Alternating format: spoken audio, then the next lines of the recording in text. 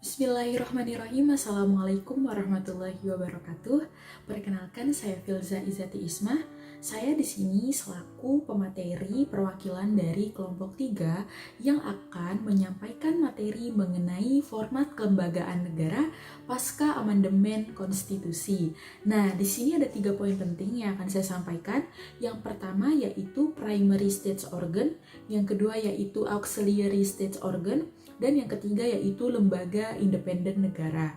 Nah, sebelum saya menjelaskan mengenai primary state organ, di sini saya akan memberitahu mengenai kategorisasi kelembagaan negara.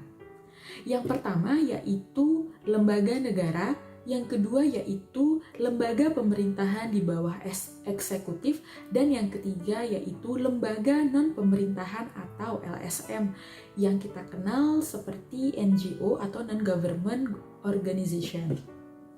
Nah, selanjutnya saya akan menjelaskan mengenai primary state organ. Jadi perlu diketahui primary state organ itu adalah lembaga utama atau lembaga dasar negara.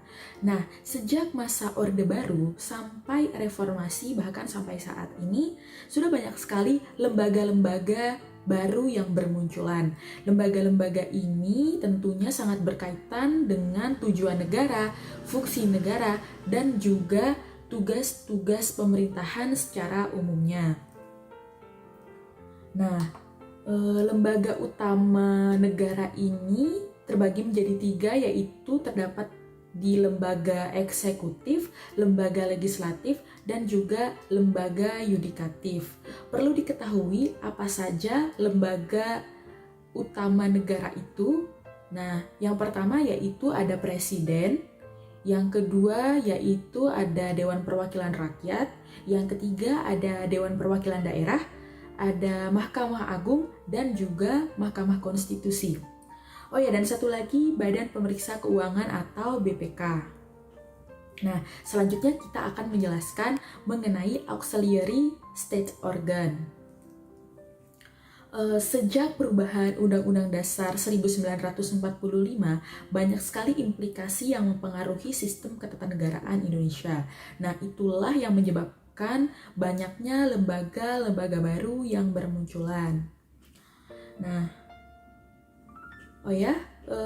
auxiliary state organ itu adalah lembaga penunjang atau biasa dikenal dengan lembaga non-struktural. Perlu diketahui juga lembaga non-struktural ini dibentuknya berdasarkan dengan 2 cara. Yang pertama yaitu berdasarkan undang-undang, dan yang kedua yaitu berdasarkan putusan presiden. Nah, apa salah satunya contoh lembaga negara non-struktural ini yang dibentuk berdasarkan undang-undang? Itu adalah di Indonesia ada Komisi Pemberantasan Korupsi atau KPK. Sedangkan lembaga negara yang dibentuk berdasarkan keputusan presiden itu ada Komisi Ombudsman Nasional. Nah, begitu teman-teman. Kemudian perlu diketahui juga embrionya atau cikal bakalnya kenapa ada lembaga non-struktural atau lembaga penunjang ini berawal ketika pada tahun 1998 terbentuknya Komnas HAM. Nah, Komnas HAM ini awalnya dibentuk berdasarkan keputusan presiden. Berarti bisa dibilang Komnas HAM ini adalah lembaga yang dibentuk berdasarkan lembaga penunjang di bawah eksekutif. Nah, dari sinilah kemudian adanya pilot project yang membuat tumbuhnya lembaga-lembaga penunjang lainnya selain Komnas HAM tadi. Nah, di sini saya akan memberitahu apa saja penyebabnya lembaga penunjang ini muncul dan semakin berkembang dengan pesat. Nah, yang pertama penyebabnya yaitu berkembangnya negara. Seperti kita tahu, negara yang berkembang tentu masyarakatnya juga akan berkembang dan semakin banyak. Nah, tentu di dalamnya akan banyak bermunculan masalah-masalah baru, masalah yang semakin banyak dan tentunya semakin kompleks. Entah itu masalah dalam sektor ekonomi, sektor pendidikan, sosial, budaya, dan lain sebagainya. Kemudian penyebab yang kedua Penyebab yang kedua adalah negara itu dituntut untuk menjalankan fungsi secara cepat, secara tepat, dan juga secara komprehensif. Kemudian yang ketiga adalah adanya keadaan dan kebutuhan yang nyata, baik itu dalam faktor sosial, dalam faktor ekonomi, politik, budaya, di tengah dinamika gelombang globalisme versus lokalisme yang semakin kompleks. Kemudian penyebabnya yang keempat yaitu terjadinya transisi globalisasi. Nah, itu dia tadi penjelasan saya mengenai auxiliary state organ atau yang kita kenal dengan lembaga penunjang atau lembaga non-struktural.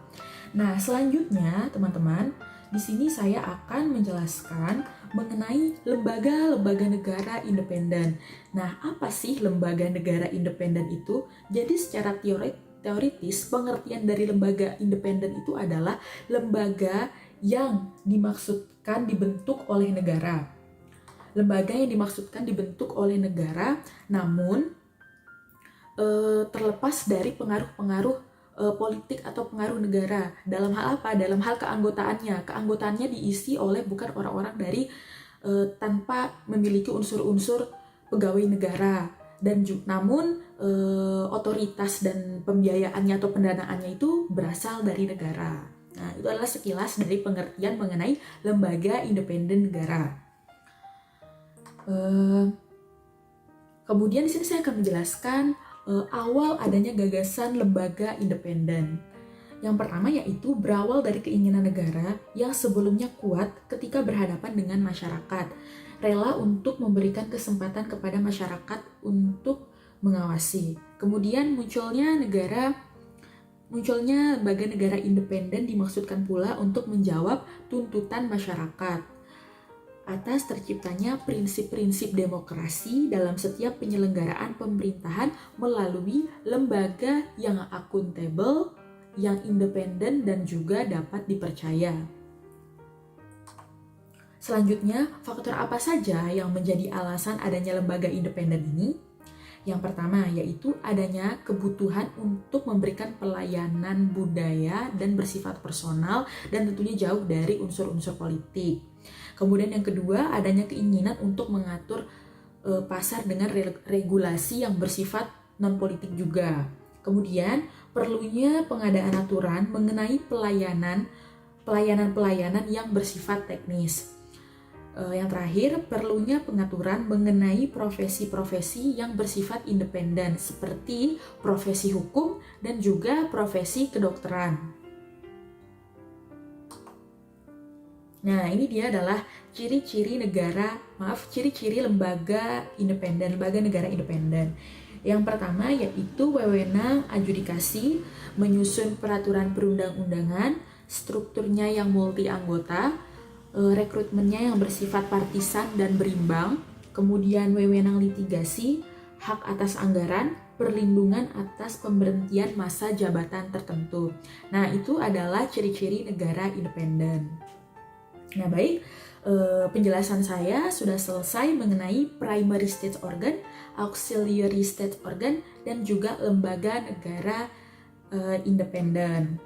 Nah, itulah penjelasan dari saya selaku perwakilan dari kelompok 3 yang mendapat materi mengenai format kelembagaan negara pasca amandemen konstitusi. Itu saja, semoga bermanfaat, kurang lebihnya kami mohon maaf. Dan akhir kata, wallahul muwaffiq wal hadi ila sabili rasyad. Wassalamualaikum warahmatullahi wabarakatuh.